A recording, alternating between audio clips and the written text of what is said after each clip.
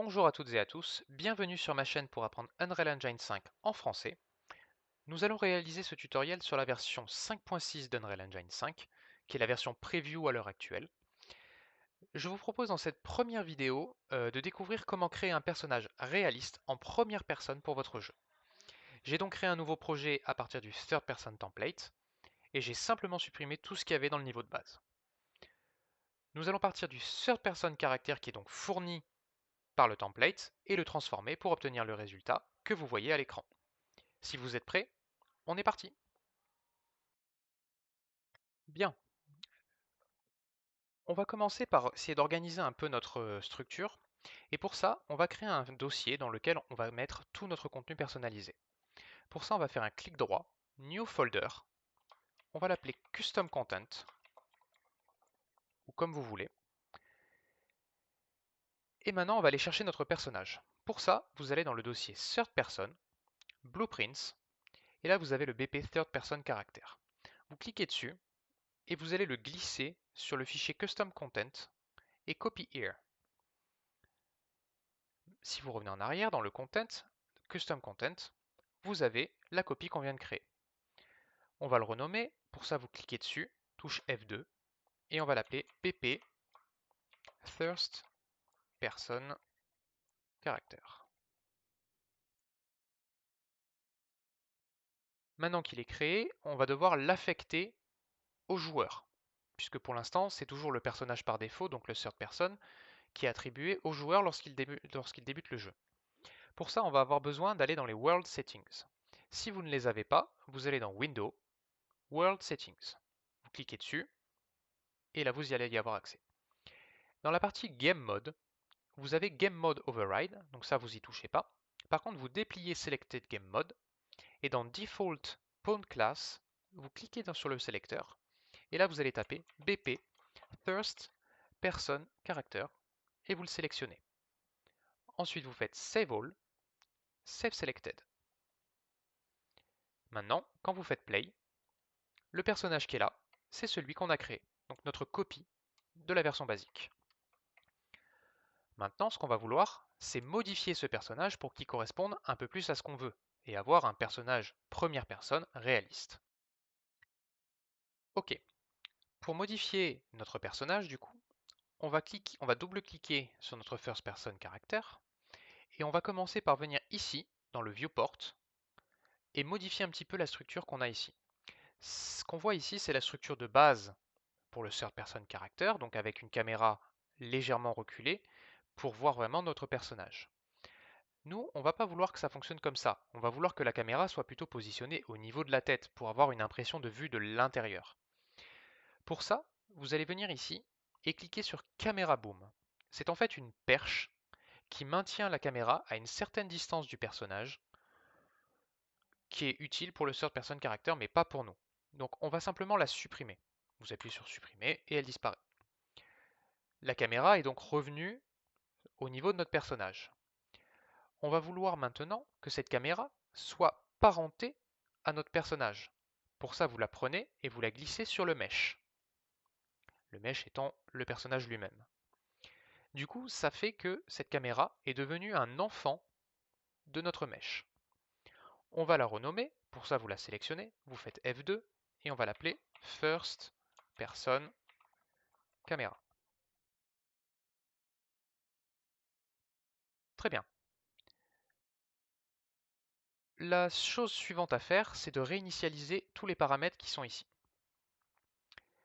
Pour que cette caméra soit positionnée au bon endroit, ce qu'on va faire, c'est que on va la parenter à la tête de notre personnage. Le fait qu'elle soit enfant nous donne accès ici, dans le Parent Socket, à tous les os qui constituent le squelette de notre personnage. On va donc choisir Head pour la tête, afin d'attacher la caméra à la tête de notre personnage. Par contre, comme vous pouvez le voir, elle a une position qui est un peu bizarre. On va modifier ça tout de suite. Vous allez cliquer sur Rotation et on va modifier la rotation de notre caméra en la bougeant de 90 degrés dans ce sens-là. Et si vous regardez bien, la caméra est couchée. Donc on va la redresser 90 dans ce sens-là, enfin moins 90 en l'occurrence. Et là, vous voyez, elle est bien positionnée. Pour que ce soit propre, on va mettre les valeurs à la main, ici, 90, moins 90 et 90. Je vous recommande également, dans la location, en Y, de mettre quelque chose entre 14 et 16 pour avoir un bon positionnement au niveau du point de vue. Vous pouvez aussi la bouger avec les gizmos. Vous allez faire Compile et Save. Maintenant, si on revient ici et qu'on fait Play, on a une vue de l'intérieur, mais comme vous pouvez le voir, on ne peut pas bouger la caméra et ça secoue un peu dans tous les sens. On va régler ça tout de suite. Vous revenez dans le First Person Character. Toujours avec la caméra sélectionnée, vous allez taper ici Use Control pour avoir le Use Spawn Control Rotation. Vous la sélectionnez, vous cochez la case. Et ensuite ici dans le BP First Person Character Self, toujours Use Control, mais cette fois-ci on va prendre le Use Controller Rotation Yaw. Vous le cochez aussi, vous compilez, vous sauvegardez, et maintenant, si vous faites Play, ça secoue plus, et vous pouvez bouger avec la souris pour regarder dans les directions que vous voulez. Et c'est fluide. Alors, maintenant qu'on a fait ça, si vous regardez et que vous essayez de faire Play, vous avez sans doute remarqué que vous ne pouvez pas bouger. En fait si, vous pouvez, mais avec les touches QWERTY d'un clavier, pas avec les AZERTY. Si vous voulez modifier ça, on peut le faire très simplement en allant dans le Third Person, Input, IMC Default, vous l'ouvrez en double-cliquant, et ici, dans Eye et Move, vous dépliez, et là, vous voyez, on est en WSAD. On peut facilement modifier ça en cliquant sur la petite icône de clavier, appuyez sur la touche Z, et pour le A, on clique dessus, et on passe en Q. Vous sauvegardez, et maintenant, si vous lancez, vous pouvez vous déplacer avec W, Q, S, D. L'autre petit souci, comme vous pouvez le remarquer, c'est que le personnage court tout le temps. Il est en permanence en vitesse de course. Alors, pour certains jeux, ça peut être intéressant. Moi, dans mon cas, le jeu sur lequel je travaille, j'ai besoin d'un personnage qui marche par défaut et qui a la possibilité de courir. Donc pour ça, on va retourner dans notre BP Third Person Character et on va venir ici sur le Character Movement. Ça définit tout un tas de paramètres pour notre personnage. Ce qu'on va avoir besoin de trouver, dans un premier temps, c'est le Max Walk Speed qui est ici. C'est la vitesse maximale à laquelle votre personnage se déplace. Donc, par défaut, elle est à 600, donc ça va très vite, c'est une vitesse de course effrénée, je dirais. Moi, je recommande 200 si vous voulez une vitesse de marche standard. En dessous, vous avez le Max Wall Speed Crouch. Ça, c'est si vous avez une fonctionnalité pour s'accroupir. Moi, dans mon cas, je ne vais pas en avoir, mais j'aime bien modifier la valeur au cas où je l'implémente. Je vous recommande de mettre la moitié de la valeur du dessus. C'est des valeurs que j'ai testées qui sont relativement correctes. Une autre option à modifier aussi, c'est le Air Control ici. En fait, c'est la vitesse à laquelle le personnage se déplace lorsqu'il est dans les airs. Et honnêtement, 0.35, ce n'est pas réaliste du tout.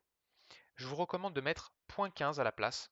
C'est largement suffisant et ça donne une animation réaliste quand on est dans les airs. Vous compilez, vous sauvegardez, et si vous revenez en jeu, vous faites play. Maintenant, vous voyez que par défaut, notre personnage marche. S'il saute, il peut quand même se déplacer vers l'avant. Pas de problème. Par contre, comme je vous l'ai dit tout à l'heure, ce serait bien quand même qu'on puisse courir quand on en a besoin. Pour ça, on va créer une fonctionnalité dans notre first person character qui nous permet de courir. On va avoir besoin tout d'abord d'avoir une action pour courir. Donc dans le third person, input, vous avez un dossier actions. Vous rentrez dedans, vous cliquez sur l'une de celles déjà existantes et vous faites CTRL D. On va l'appeler IA Run. Save all. Vous allez revenir dans l'IMC Default. Donc si vous l'avez fermé, vous revenez dans Input, IMC Default. Vous allez fermer l'IA Move. Et dans Mapping, vous allez faire plus pour ajouter une action. Ici, vous allez ouvrir le petit menu déroulant et vous allez taper IA Run. vous la sélectionnez, et on va affecter une touche. Moi, je vais mettre le Shift gauche. Vous pouvez replier et sauvegarder. Maintenant, dans notre first person character, on va sortir du viewport et on va aller dans l'event graph. C'est ici qu'on paramètre toute la logique de notre personnage. Vous voyez ici par exemple on a la fonctionnalité qui permet au personnage de sauter.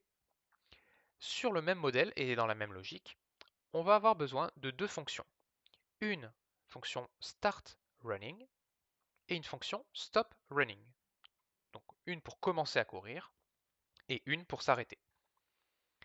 Pour ça, vous avez ici functions. Donc vous allez en créer une que vous allez appeler start run et une deuxième qu'on va appeler stop run. Vous compilez, vous sauvegardez. On va avoir également besoin de variables. Une première variable utilitaire qu'on va appeler isRunning de type booléen. Alors pour ceux qui ne le savent pas, le booléen c'est une variable qui ne peut avoir qu'une seule valeur, vrai ou faux. On va avoir besoin également d'une variable runSpeed de type float qui va contenir la vitesse qu'on souhaite atteindre quand on court. Pour cela, vous la créez, vous compilez, vous sauvegardez, et en cliquant sur Run Speed, vous allez voir ici que par défaut la valeur est à 0. Nous, c'est pas ce qu'on veut.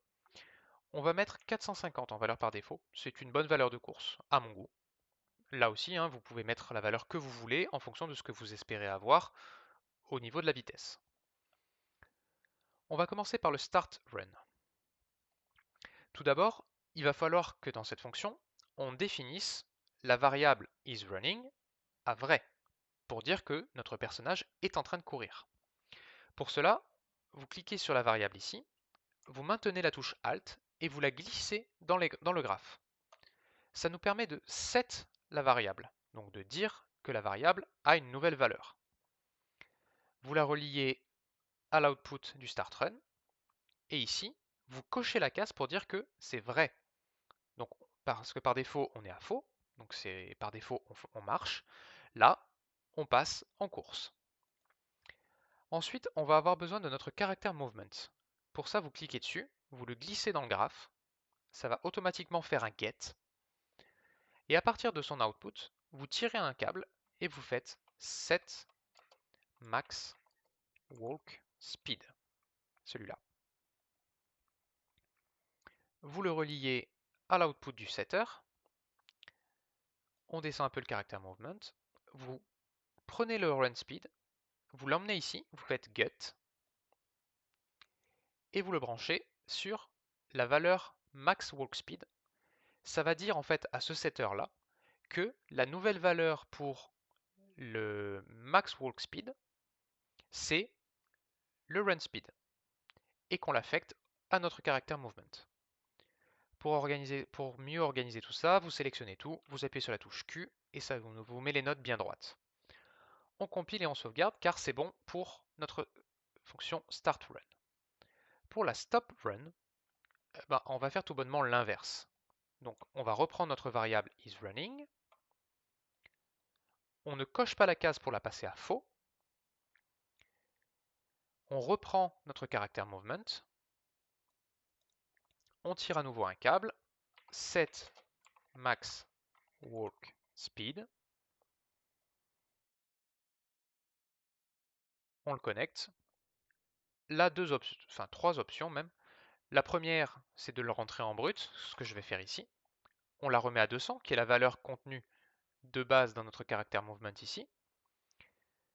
Soit vous créez une nouvelle variable walk speed, comme on a fait ici. Vous lui affectez la valeur de 100, vous la connectez ici. Et la dernière possibilité, c'est, alors ça revient au même, mais c'est de tirer le câble à l'envers et de faire promote to variable. Et vous voyez, ça vous crée une variable ici que vous pouvez renommer en walk speed, qui est par défaut un float, puisque c'est la valeur attendue pour la, variable est un float. Et ici, vous pouvez compiler, sauvegarder, et la mettre à 200. Bon bah du coup maintenant je l'ai fait, donc je vais garder ça. Bien, maintenant l'idée c'est d'utiliser ces fonctions qu'on vient de créer, parce que pour le moment elles existent, mais on ne s'en sert pas. Pour ça, on va venir ici donc dans l'Event Graph, vous allez faire un clic droit, et vous allez taper IA Run, et vous allez prendre celui-ci avec la flèche. Ça nous permet de récupérer la touche qu'on a paramétrée précédemment et de lui affecter une logique lorsqu'on appuie dessus. Ici, la logique elle est très simple. À partir du started, vous allez tirer un câble et vous allez appeler la fonction start run. Donc c'est bien dans call function et c'est celle avec la flèche. Et dans complete, vous allez tirer un câble à nouveau et ici vous allez faire stop run. Vous pouvez replier le truc parce qu'on n'en a pas besoin. Vous compilez, vous sauvegardez. Moi, ce que je vous recommande, c'est de tout sélectionner, d'appuyer sur C pour faire un commentaire et de taper Run Input. On compile, on sauvegarde à nouveau. Et maintenant, si on teste, là je marche. Si j'appuie sur Shift, mon personnage se met à courir. Si je libère, je me remets à marcher. Et vous voyez que la transition de l'un à l'autre est super fluide. Et là, on a un vrai personnage avec un vrai comportement et des déplacements qui sont contrôlables, paramétrables. Eh bien écoutez, c'est tout pour moi pour aujourd'hui. J'espère que cette vidéo vous aura plu et vous aura été utile. Si c'est le cas, n'hésitez pas à mettre un commentaire et un pouce sur la vidéo. Et on se retrouve très vite pour la suite. Merci, à bientôt.